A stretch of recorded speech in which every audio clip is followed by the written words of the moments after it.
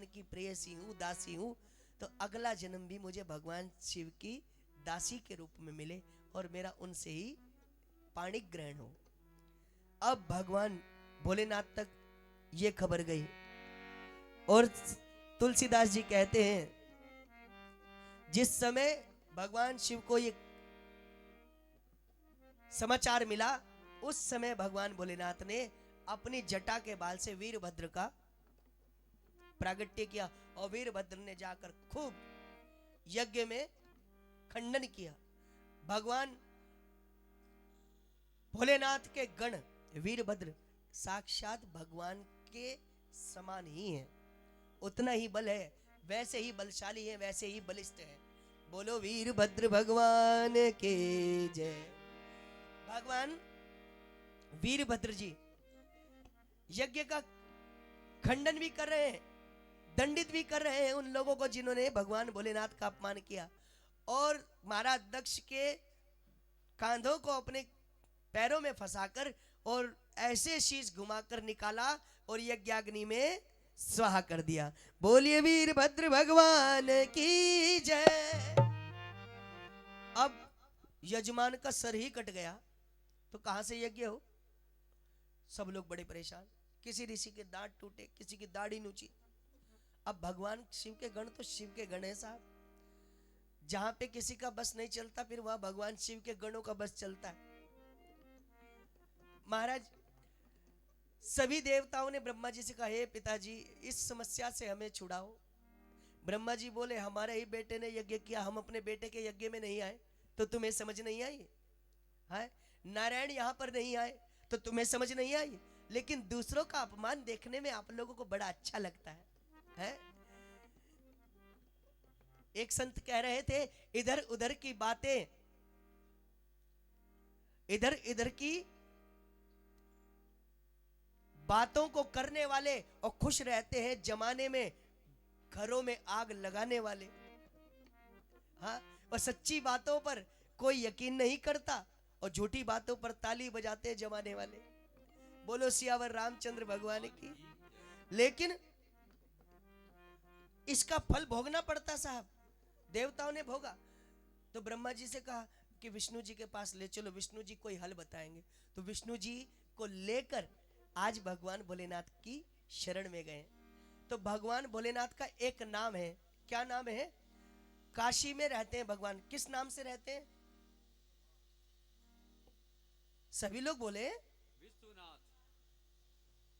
जोर से बोले, विश्वनाथ भगवान। बोलिए काशी विश्वनाथ भगवान की। भगवान का नाम विश्वनाथ क्यों है? क्योंकि वो वहां पर बैठकर संपूर्ण विश्व के भरण पोषण का ध्यान कर रहे हैं। नारायण को भी जब विश्व का भरण पोषण करने की मति चाहिए होती है तो वो काशी में जाकर के तप करते हैं। ऐसी भूमि है, इसलिए सारे संसार में भगवान को मानने वाले कहते हैं कि हम जिए चाहे जहां, लेकिन हमारी मृत्यु हो तो काशी में हो। शरीर हम वहीं छोड़ें ताकि हमें भगवान का धाम प्राप्त हो। इसलिए काशी को मुक्ति धाम भी कहा जाता है। तो भगवान को याद दिलाया कि आप कौन हैं? विश्वनाथ जी, विश्वनाथ जी, हम सब शरण है आपकी। विश्वनाथ जी, विश्वनाथ जी, हम सब शरण है आपकी। विश्वनाथ जी, विश्वनाथ जी, हम सब शरण है आपकी। विश्वनाथ जी, विश्वनाथ जी, हम सब शरण है आपकी। ये जो तुम्हारा डमरू है, ये जो तुम्हारा डमरू है, ये नाद ब्रह्म का रूप है। ये नाद ब्रह्म का रूप है। हम सब शरण है आपकी।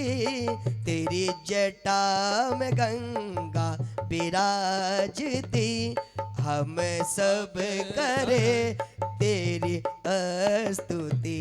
विश्वनाथ जी, विश्वनाथ जी, हम सब शरण है आपकी। विश्वनाथ जी, विश्वनाथ जी, हम सब शरण है आपके। भगवान की वंदना की गई और भगवान प्रकट हो गए। तो विश्वनाथ स्वरूप भगवान का करुणा वरुणालय है। बोलो सियावर रामचंद्र भगवान की।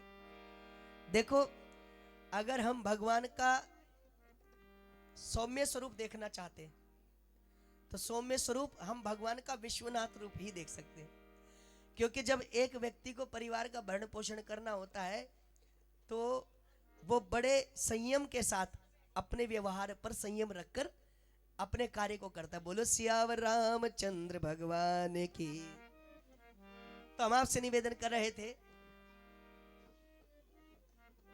भगवान प्रकट हो गए, भगवान से प्रार्थना की और भगवान ने जाकर दक्ष के धड़ पर बकरे का शीश लगाया और इस प्रकार दक्ष पुनर्जीवित हुआ और यज्ञ को संचालित किया गया। देखिए, जब किसी का शीश कट जाता है ना तो सारा रक्त बह जाता है ना, तो वो व्यक्ति मर जाता है। लेकिन भगवान भोलेनाथ को देखो आप, आजकल लोग सर्जरी कराते हैं, प्लास्टिक सर्जरी और जाने कौन कौन सी सर्जरी करावे। हाँ, अपने या मोड़े बिगाड़ ले। कई लोगों ने तो अपना स्वरूप ही बिगाड़ दिया। पहले ज्यादा अच्छे लगते थे, प्लास्टिक सर्जरी कराने के बाद ज्यादा बुरे लगने लगे हैं। पहले कोई देवता लगता था, सर्जरी के बाद भूत लगने लगा। लेकिन देखो भगवान की क्या माया है। भगवान मृत व्यक्ति को भी जीवित कर देते हैं, इसलिए भगवान को मृत्युंजय कहा जाता है। हाँ, अकाल मृत्यु वो मरे जो काम करे चंडाल का, और मौत भी उसका, काल भी उसका क्या करे जो भक्त हो महाकाल का। बोलिए विश्वनाथ भगवान की। हाँ, बोलिए सांब सदाशिव भगवान की। ऐसा डमरू बजाने वाला और नहीं, डमरू बजाने वाला और नहीं कोई और नहीं, भोलेनाथ से निराला कोई और नहीं। भोलेनाथ से निराला कोई और नहीं, भोलेनाथ से निराला कोई और नहीं। भोलेनाथ से निराला कोई और नहीं। ऐसा डमरू बजाने वाला और नहीं, ऐसा डमरू बजाने वाला और नहीं, भोलेनाथ से निराला कोई और नहीं। भोलेनाथ से निराला कोई और नहीं। ओ शिव का डमरू डम डम बोले, अगम निगम के भेद खोले। अगम निगम के भेद खोले, अगम निगम के भेद खोले। शिव का डमरू, शिव का डमरू, शिव का डमरू डम डम बोले, अगम निगम के भेद खोले। अगम निगम के भेद खोले, अगम निगम के भेद खोले। ऐसा डमरू बजाने वाला और नहीं, ऐसा डमरू बजाने वाला और नहीं कोई और नहीं, भोलेनाथ से निराला कोई और नहीं। भोलेनाथ से निराला कोई और नहीं। भोलेनाथ से निराला कोई और नहीं। भोलेनाथ से निराला, नाथ से निराला, मेरे नाथ से निराला, मेरे नाथ से निराला, भोलेनाथ से निराला कोई और नहीं। भोलेनाथ से निराला कोई और नहीं। भोले निराला कोई और नहीं।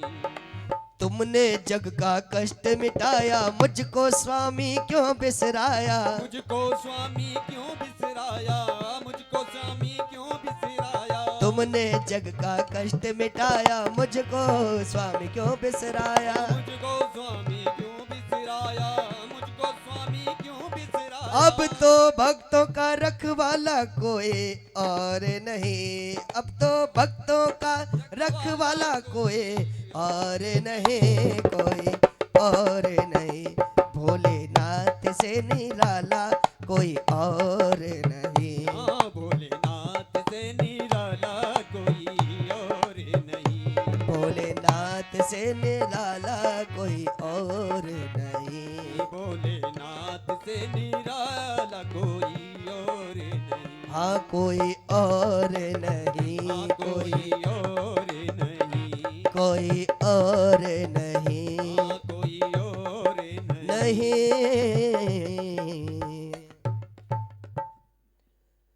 भगवान भोलेनाथ ने दक्ष पर कृपा की, और आप से हम एक निवेदन करें। बहुत बार आपने सुना भी होगा, कहते भी हैं हम लोग, जब दक्ष के शीश पर, धड़ पर बकरे का शीश लगा तो सबसे पहला शब्द क्या बोला उसने? आप गठरियों क्या बैठे हैं? बोलो सियावर रामचंद्र भगवान की। मैं नहीं बोला, मैं बोलता है बकरा। हाँ, ये बात सच है। बकरे ने मैं की तो शीश, तुरंत शीश कटायो है, और मैंने मैं ना की तो मोल स्वर्ण को पायो है। ये बात तो सच है। लेकिन ये दक्ष था, इसका शीश कटा है, लेकिन विवेक नहीं गया।